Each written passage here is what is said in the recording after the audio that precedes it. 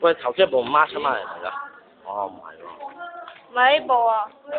哇，真挺好看哦。哦，這部啊。為咗買呢部手機，話西走上咗買新嘅不歸路。你走啊！哦。關我事啊！你整下嘢。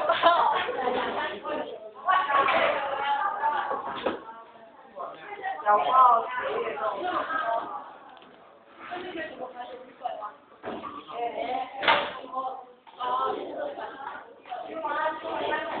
呢間完全唔係學校嚟嘅，你睇下，個個手執一本 Yes 或者 Miu，有津津有味，